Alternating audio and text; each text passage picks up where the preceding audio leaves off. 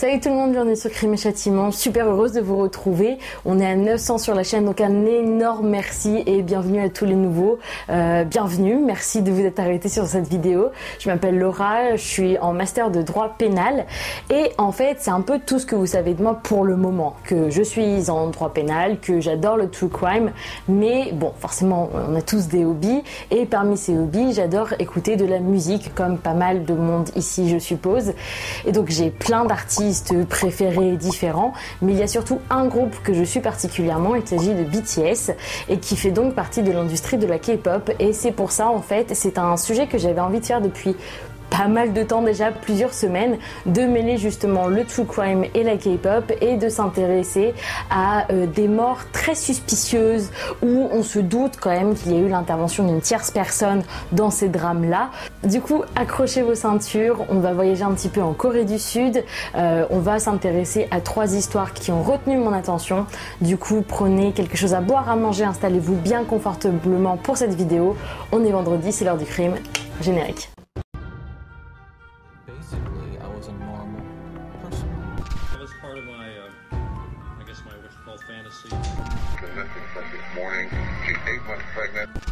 My gun was under the seat.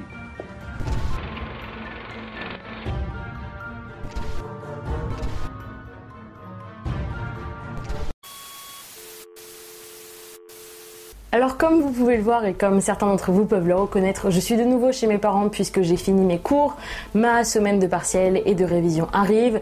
Vous en inquiétez pas, j'ai toujours mon petit c'est vendredi, c'est l'heure du crime à côté de moi. Alors avant toute chose, je voulais faire un gros préambule pour bien mettre les points sur les i. Déjà, l'industrie de la K-pop est une industrie complètement différente à l'industrie occidentale telle qu'on la connaît. Et sur certains égards, c'est vrai que c'est un monde beaucoup plus enjoué, beaucoup plus coloré, plus dans la performance, avec des shows assez incroyables et assez spectaculaires. Et bon, sans vouloir reprendre l'éthique de langage des journalistes quand ils en parlent, mais c'est vrai que c'est un monde très millimétré et très carré. Et la plupart des artistes, ils sont sous forme de groupe et ils mettent parfois jusqu'à des années à se préparer avant de débuter, donc de commencer, de faire leur grande entrée sur scène. Donc c'est indéniable qu'il y a une petite couche de pression supplémentaire par rapport à, par exemple, l'industrie américaine. Alors ces groupes, forcément, ils sont soumis à une certaine pression de la part de leurs pairs, de leurs agences, de leurs fans. Et si la plupart du temps, cette pression, elle va booster à faire encore mieux, parfois, malheureusement, et comme c'est le cas ailleurs, cette pression va devenir trop forte et certains artistes préfèrent en finir. Alors c'est pour ça que je ne parlerai pas du coup de suicide parce que je trouve que c'est une douleur très personnelle et même au-delà de ça, alors je sais ça va être très cynique ce que je vais dire, mais il n'y a rien de suspect ou de criminel dans les histoires comme ça et c'est pas ce qui va nous intéresser dans notre vidéo aujourd'hui. Mais d'ailleurs je vais mettre en barre d'infos des numéros au cas où vous vous sentez pas bien et que vous ayez besoin de parler. Deuxième point à préciser, je ne vais pas non plus parler de la Hands Room qui était un scandale d'exploitation et d'abus sexuels qui a entaché pas mal de grands noms, de grandes personnalités. Je vais pas en parler parce que encore une fois ça ne parle pas de meurtre, mais si vous êtes intéressé, dites-le moi quand même en commentaire et peut-être que ça fera partie des prochains sujets. Et troisièmement, il se peut en effet que ce ne soit absolument pas des meurtres, ce que je vais vous présenter aujourd'hui. Parce que la mort, c'est un sujet quand même un peu tabou en Corée et la plupart du temps, les familles ne veulent pas dire de quoi exactement sont morts leurs enfants pour mieux faire leur deuil, etc. Donc on respecte forcément ces décisions-là. Et donc parfois, peut-être tout simplement, ça va être un suicide. Mais c'est vrai qu'on peut quand même, sur certains points, s'interroger ou le voir avec un œil différent. Et c'est également difficile de trouver des détails sur le sujet parce que faut ajouter également le fait que les traductions ne soient pas forcément au point. Je ne parle absolument pas coréen, donc c'était un peu compliqué de comprendre certains termes selon les traductions, etc., etc. Encore une fois, j'affirme pas que ces histoires sont des meurtres, même si pour 2 histoires parmi les 3, vous allez très vite vous dire bon là il y a baleine sous gravillon, même pas anguille sous roche, baleine sous gravillon carrément. Mais du coup, forcément, on peut s'interroger sur la présence, oui ou non, d'une tierce personne qui aurait peut-être facilité faciliter leur mort. Alors sur ce, commençons avec 3 mécaniques différentes. Un homme qui meurt en pleine rue, un rappeur au passé tumultueux qui meurt dans d'étranges circonstances, et également une star montante qui décède très mystérieusement dans sa chambre d'hôtel. Donc restez accrochés jusqu'au bout parce que la dernière histoire c'est clairement ma préférée. Première histoire, c'est celle de la mort de Go Woo-seok. Bon, dès le départ je vais tricher un petit peu, je suis désolée, on va pas parler de K-pop dès le départ mais de drama coréen, mais ça reste quand même un petit peu dans le même univers. Le 21 août 2017, un homme est retrouvé en train de se vider de son sang dans le quartier de Gangnam à Séoul. Gangnam, c'est un quartier assez huppé où se mêlent gratte-ciel, boîte de nuit, magasins de luxe, etc. Enfin, toute l'histoire derrière la mort de cet homme est vraiment digne d'un film, et c'est encore plus cynique quand on sait que l'homme en question c'est Go Woo-seok, qui est nul autre qu'un directeur artistique de cinéma et qui est également le mari de Song Soon-mi, qui est une actrice de drama coréen qui a joué entre autres dans Love Alarm qui est sur Netflix. Alors Woo-seok est mort à l'hôpital St. John's Mary à Séoul à 11h50 heure locale pour être très précise, et tout ce qu'on sait c'est que globalement on lui a tranché la gorge, donc il a été égorgé avec un couteau à sashimi, donc très très coupant avec un fil très fin. Et bon, alors qu'est-ce qu'on sait, qu'est-ce qui s'est passé derrière toute cette histoire, derrière cette mort? Alors en fait, le grand-père de Woo-seok aurait été victime d'un arnaqueur, donc un homme qui aurait falsifié des documents notamment sur son héritage et sur son testament. Et du coup, son petit-fils, Woo-seok, l'aurait aidé à intenter une action pénale et civile et aurait du coup refusé à donner à l'arnaqueur, c'est pas facile à dire, à l'arnaqueur les sommes d'argent qu'il demandait. Arnaqueur qui d'ailleurs, on ne connaît absolument pas son identité. Mais on sait une chose, c'est que foudrage et furieux de ne pas avoir eu son argent, et ben il a décidé de prendre un peu des moyens extrêmes, c'est-à-dire qu'il a carrément engagé un tueur à gages pour se débarrasser de Woo-seok. Donc déjà, c'est quand même super réaliste de se dire que tu refuses de céder à l'escroquerie d'un homme, tu risques d'avoir un tueur à gages qui va te poursuivre dans la rue. Déjà rien que ça, c'est quand même assez dingue. Et en fait, selon l'agence de Song Soon-mi, Woo-seok aurait rencontré le suspect 4 jours avant pour justement négocier, et le suspect en question disait qu'il faisait partie de la partie adverse au procès et qu'il aurait des informations à lui donner. Et le jour de la mort de Woo-seok, c'était leur 3e rencontre. Alors on ne sait pas trop l'identité de ce tueur à gages. Encore une fois, c'est vraiment là où va y avoir les limites de la traduction. Je ne sais pas si c'est Monsieur Cho, Monsieur Joe, Monsieur Kwok. La seule chose où je suis à peu près sûre, c'est qu'il a 28 ans. Mais surtout, et c'est ça le plus dingue encore, c'est qu'on lui a promis 1,5 million d'euros. 1,5 million, c'est énorme pour du coup tuer Woo-seok. Et apparemment, ce serait un cousin du coup du défunt. Il a été jugé en novembre 2017 à la prison à perpétuité pour ce meurtre, et comme je vous l'ai dit, on n'a pas trop d'informations ni d'idées sur qui peut être réellement cet arnaqueur, donc l'homme qui a commandité le meurtre, mais selon les termes de la législation coréenne, il pourrait être jugé pour incitation au meurtre.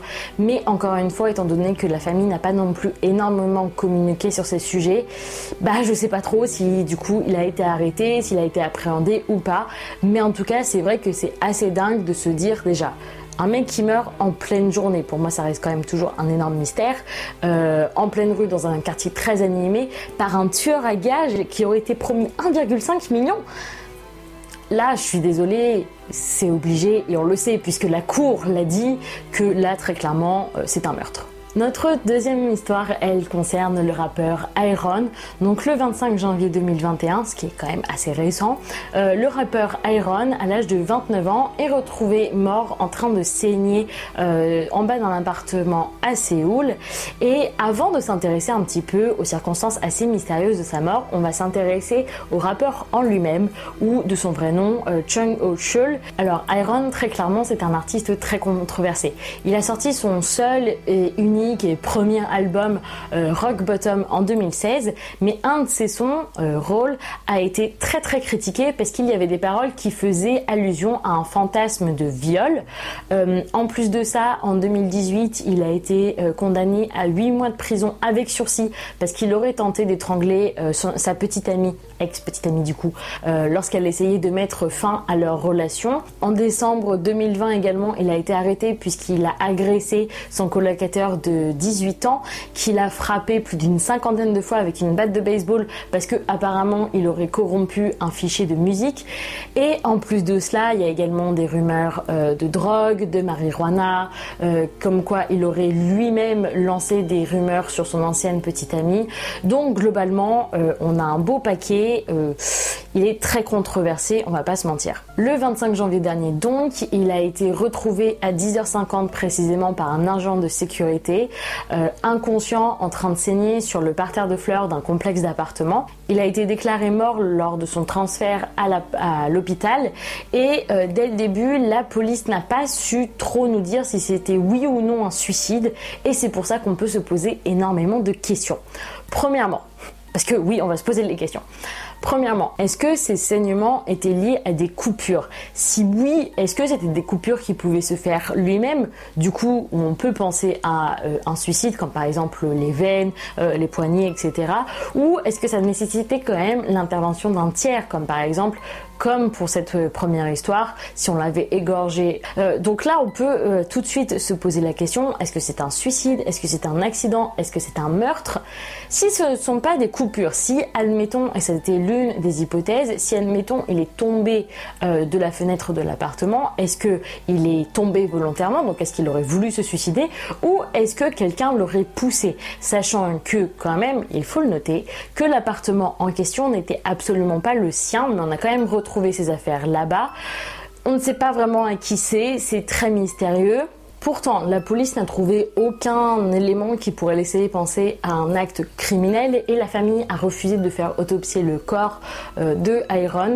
Une autopsie qui du coup aurait pu permettre d'en découvrir un petit peu plus sur la cause de la mort. Et du coup, c'est vrai que sa mort, c'est un peu soudain parce qu'il était en très bonne relation avec sa famille. Forcément, il était un petit peu stressé par la musique, mais globalement, il allait bien physiquement, il allait bien mentalement, même si c'est vrai que les troubles mentaux ou les troubles psychiques sont très très tabous en Corée du Sud.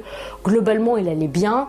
Encore une fois, on peut bien aller et pour autant avoir des pensées suicidaires, mais il avait laissé aucune note de suicide derrière, sachant qu'il était proche de sa famille. C'est un peu étrange qu'il se soit donné la mort, si c'est bien le cas, sans peut-être donner une explication à ceux qui l'aimaient. Donc en fait, on a un peu tiraillé entre ces deux solutions. Est-ce qu'il s'est suicidé? Est-ce qu'il y a quelque chose de plus là-dedans? C'est vrai que la police n'a jamais ni confirmé ni infirmé aucune des deux hypothèses. Un coup elle dit l'un, un coup elle dit l'autre. Ce que j'ai trouvé étrange quand même cependant, mais peut-être que c'est juste moi qui vois ça peut-être d'un mauvais œil, c'est que donc il est mort le 25, ça on le sait, mais dès le 26 la police a affirmé qu'il n'y aurait pas d'autopsie et moi l'impression que j'en ai c'est que c'est un peu expéditif tout ça. Peut-être qu'en effet la famille voulait faire son deuil le plus rapidement possible, peut-être que la police voulait un petit peu expédier l'enquête et passer à un autre dossier. Je ne sais pas. Là, franchement, des trois histoires, c'est clairement celle où c'est un peu plus délicat parce qu'on ne sait pas réellement pour manque d'éléments, pour manque de preuves. Mais du coup, dites-moi en commentaire ce que vous en pensez. Et notre troisième et dernière histoire, c'est un petit peu ma préférée. Clairement, cette histoire, on aurait pu en faire une vidéo entière. C'est la mort de Kim Song-jae.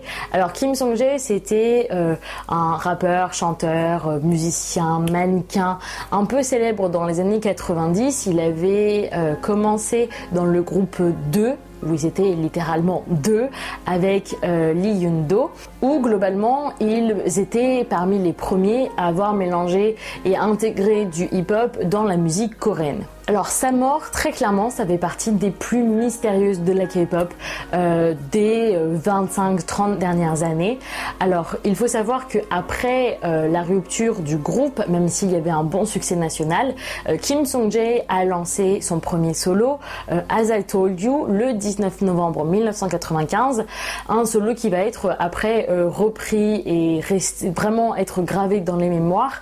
Mais il faut savoir que le 19 novembre 1995, quand il va interpréter cette chanson devant SBS, ça va être la seule et la dernière fois, puisque le lendemain matin, il va être retrouvé mort dans sa chambre d'hôtel.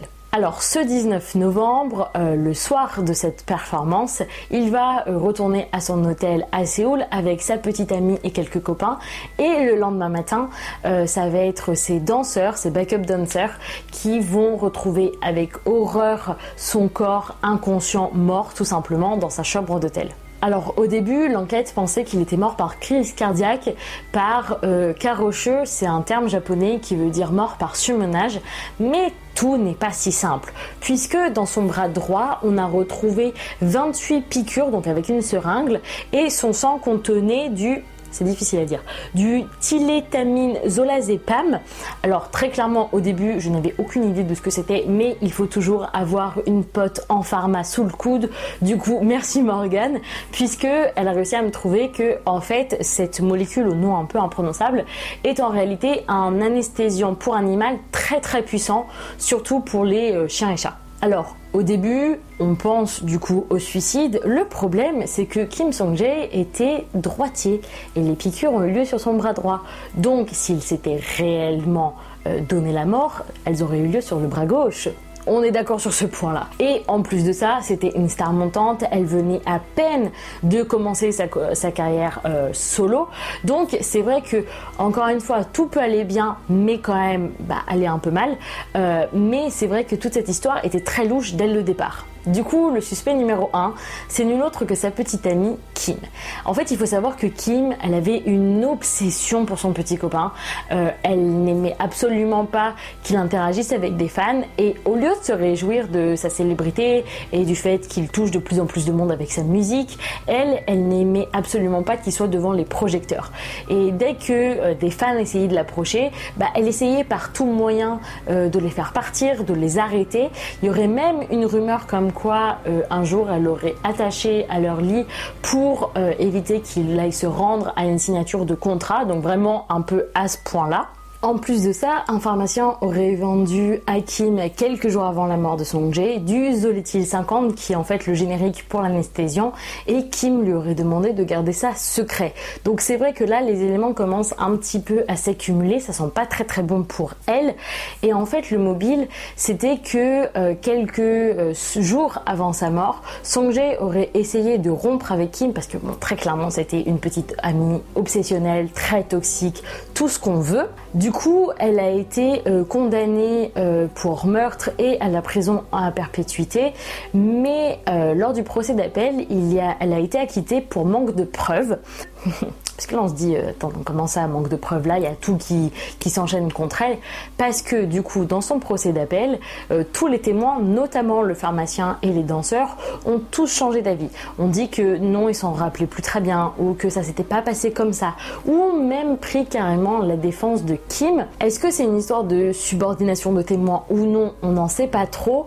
La chose est sûre, c'est que du coup, elle a été acquittée, et qu'en plus, les experts ont dit que la dose que Kim avait achetée n'avait pas été suffisante pour tuer Sung-jae, sachant que quand même 28 piqûres, c'est quand même un peu beaucoup. Et en 2019, elle a fait énormément d'injonctions contre la chaîne SBS dans leur programme d'enquête I Want to Know, en particulier contre l'épisode du coup de la mort de Sung-jae, parce que c'était diffamatoire, etc., etc.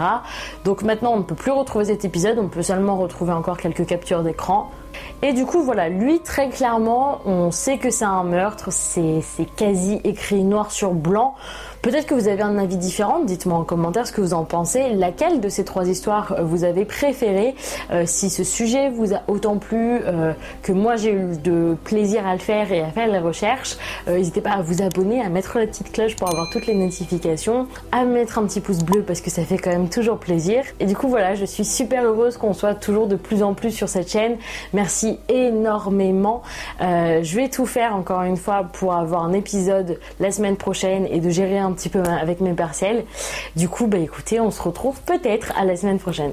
Ciao!